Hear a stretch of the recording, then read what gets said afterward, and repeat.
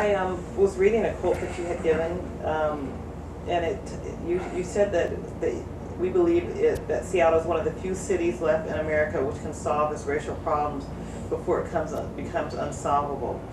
And was that based on the environment here? You saw more hope here than you saw in other parts of the country. You said it partly was due to the current economic boom and some of the things that were going on in Seattle. Yeah. Do you think that was? I think that was an accurate statement at the time. It had to do with the economic boom. But at that time, Boeing was on top of the world. It was a huge employer in this community, and those that didn't employ, they generated 2 or 3 jobs for everyone it had, so it was central. And at that moment, the Boeing 7 aircraft, 737, 727, one right behind the other, were the world's big sellers, and they had hundreds of thousands of people working in their various plants. So it was a boom town. It didn't have a diverse economy, but it had a good economy. That was one reason. The other reason was the population.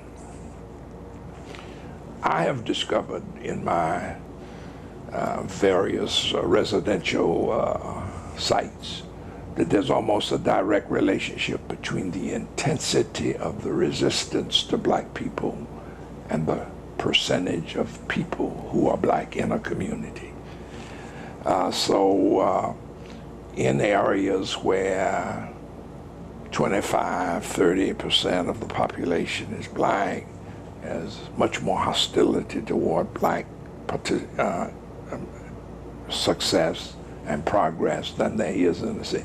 Seattle then had only about 26 or 30,000 black folk in this area, and it would have been very easy for them to be absorbed into this very successful economy without problem. And some of it took place.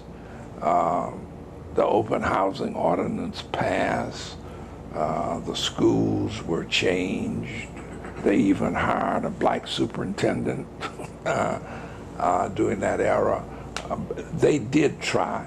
The other part of that is that I believe, and I still think this is true, that what the racial injustice in this society has done has created a separate underclass of citizens who feel totally alienated and hostile toward the main society.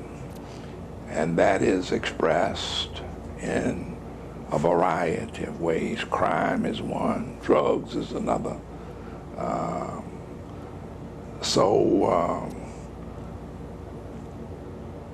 I was contending that Seattle could avoid the creation of a substantial underclass of young blacks and some young whites who would be totally alienated from the culture.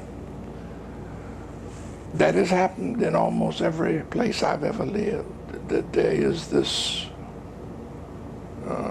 and it finds its strongest expression in the gang movement, which has become much more powerful in these last 30 years because the pathology of race and poverty in our society has created where they find their belonging in the gangs to which they join.